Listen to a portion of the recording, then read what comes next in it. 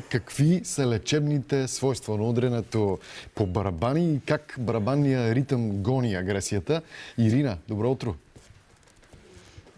Добро утро, Дани. Наистина варианта да легнем на дивана и някой друг да ни направи терапия чрез барабани звучи добре, обаче представлява нещо малко по-друго, малко по-различно. Ние сме в момента в търсене на ритъма на пролетта, а с нас е Мартин Иванов, който е композитор и диригент. Освен това е ритъм терапевт.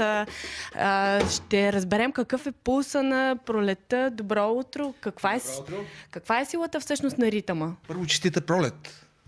Благодаря, честита. От хиляди години ритъма и древните ритъм техники са помагали на хората да установят и поддържат добро психическо, умствено, физическо, емоционално здраве. За да може да разберем как ритъма ни действа и как функционира ритъм терапията, ние трябва да си спомним едни такива мъдрости и истини, че всичко около нас и в нас е ритъм. Начина, по който говорим, по който дишаме, по който топти нашето сърце. Това е ритъм. Начина, по който обичаме, по който се смеем, е ритъм. От нас зависи как ние творим с този ритъм, за да създадем в своя живот повече радост, успех и здраве. Как всъщност ритъма се превръща в терапия? Аз вече казах, ритъма всъщност е част от нас.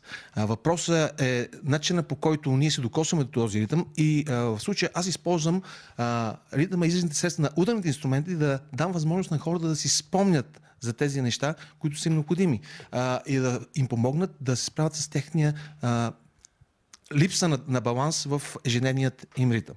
Може ли да покажем съвсем за кратко как можем да намерим баланса в ритъма? Просто така с две движения. Какво е... Как да хванем ритъма? Вътрешния. Не трябва да забравяме за най-важния инструмент в нашето тяло. Това е сърцето. То работи в непрекъснат ритъм. Едно просто упражнение може с лявата ръка да докоснем сърцето си и да се опитаме да чуем и да усетим неговия пулс, а с другата ръка на дясното коляно да се опитаме да се синхронизираме с неговите звуци и с неговия ритъм. Това какви лечебни свойства има? Сега, в този къс период от време аз не мога да развия теорията какви лечебни свойства има, но в крайна сметка се възпитаваме на идеята, че в ритъма имаме активност, имаме и пасивност. Ако пренесем това на по-голямо ниво, ще извадим правилните изводи, че в нашия живот не трябва да има само активност, а трябва да има моменти, в които и да почиваме, и да релаксираме. А как всъщност барабанотерапията може да редуцира агресията и какви са резултатите?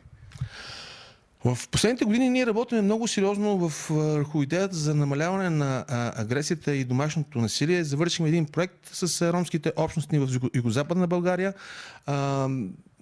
Юношите, децата имат възможност да изразходват тяхната енергия и агресивност не върху техните съученици, приятели и родители, върху барабан. Аз винаги казвам, ако имате някакъв проблем и някаква емоция и желание да направите нещо опустошително, по-добре елате при мене и изчупете един барабан.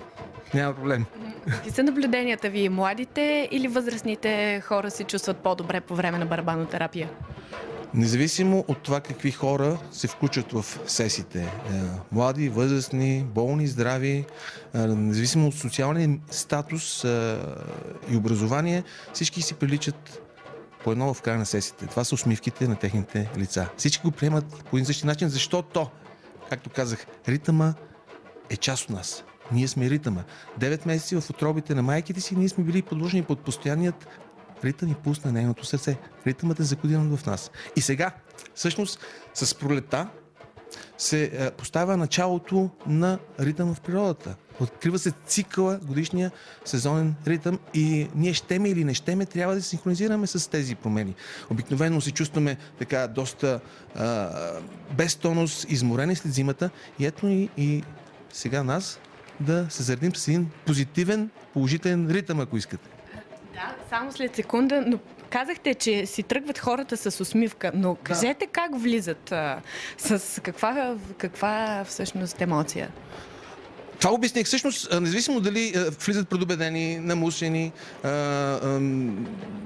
съмняващи се в това, което им предстои, всички си тръгват като приятели, близки. Да, това е един от другите ефекти, че в един такъв кръг участват много хора, които не се познават и след кръга се чувстват по-близки, запознават се и се тръгват като приятели.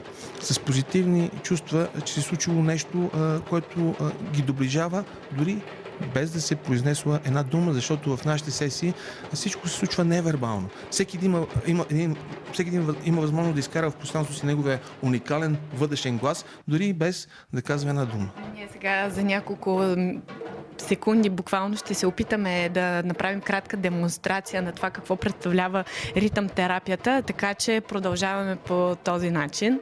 Нека да започнем.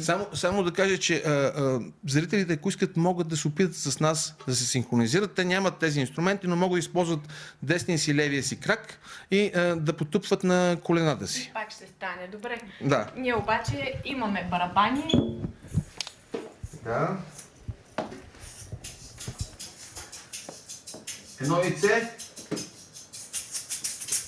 3, 4.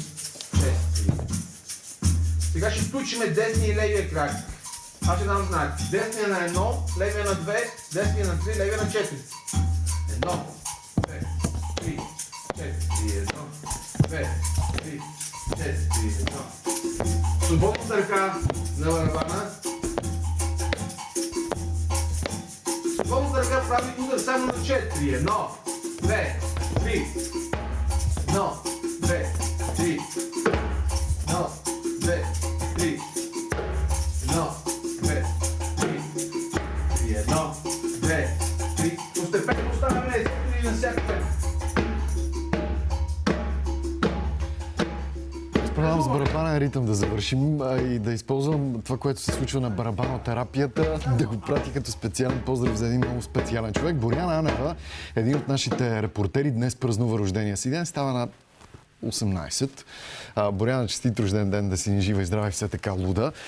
Ирина, благодаря ти пък на теб за това включване и за барабанотерапията, за това как барабаните могат да помогнат срещу агресията.